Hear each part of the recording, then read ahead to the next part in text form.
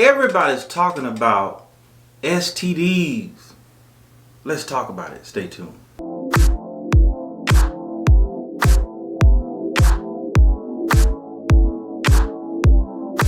God bless you, friends. Thank you for joining me on Morning Nuggets. This is yours truly, Pastor Nate. And as always, it is my absolute pleasure every time I come and speak with you. If you like what you will have heard before the end of this video, don't forget to smash that subscribe button. I pray that everybody had a great weekend and a great Memorial Day. STDs, sexually transmitted diseases, also known as STI, sexual transmitted infection. And there are ways you can transmit these diseases. You can transmit them through vaginal, oral, and anal sex. So it doesn't marginalize just one group. You can't just say only gay people get it. You can't just say only heterosexual or only lesbian.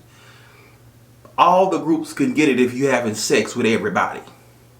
Come on. And the most common ones when I research are like gonorrhea, chlamydia, herpes, HPV, and there are many others. And what brought this up? Over the last 2 weeks, everybody seems to be talking about STDs or STIs in the beef sector.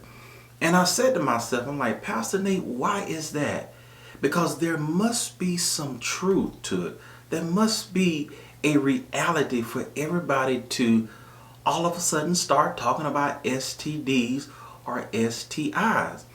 And why do people have this disease? Because they have sex irresponsibly, in most cases. Now I'm going to talk about those exceptions. I just want you to hear some of the conversations of the various content creators. Listen. He's running through women and he has an incurable disease. When is the last time you went and got tested, J. Dunn? Last year. Steven thinks you could catch an incurable disease today at 3 o'clock p.m. And by tomorrow at 3 p.m., it's going to show up around there to the blood work. I hope that 7 remains to be negative. We've got some of the highest heterosexual AIDS and HIV numbers when it comes to heterosexual women. And I ain't ever had as many STDs as you. So yes, this warrants a conversation from the pastor. So the question is, how do we minimize this? I don't think we'll ever eliminate it because this is such a sexual fluid generation that we live in. There's a scripture that came to mind when I thought about all this.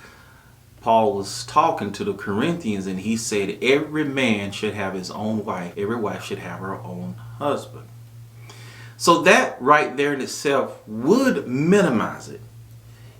In other words, monogamy.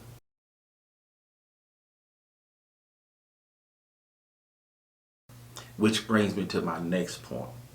You can be so ever committed in a relationship. Here's the exception. I've heard where wives, I've heard where a husband brought STDs back into their relationship because they went outside of the marriage. The irresponsible spouse goes sneaking around having sex with whoever and then brings it back to the wife or the husband. That's not fair. Those things go on. So being committed in a relationship doesn't always work with the committed spouse. So my question is, do spouses need to start wearing protection? Uh-oh. They shouldn't. And then my next point is, I don't think our church leaders do a great job talking about sex and STDs. All they preach is abstinence. And that is true. From the church position, we tell our young people, don't have sex until you get married.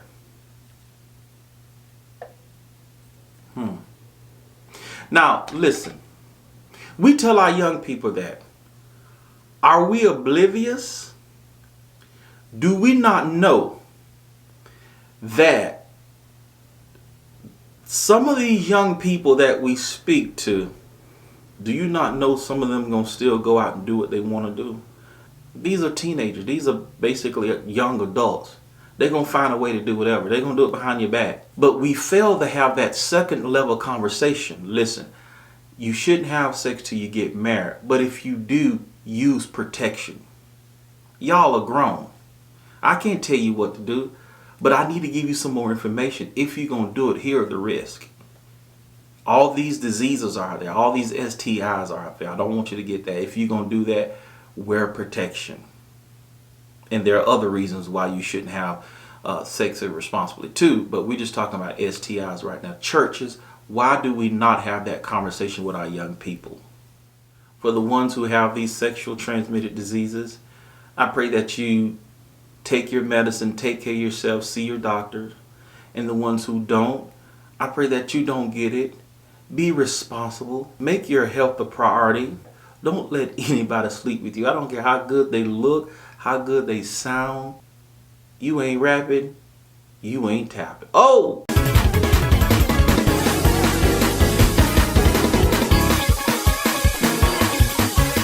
I'm trying to save our young people.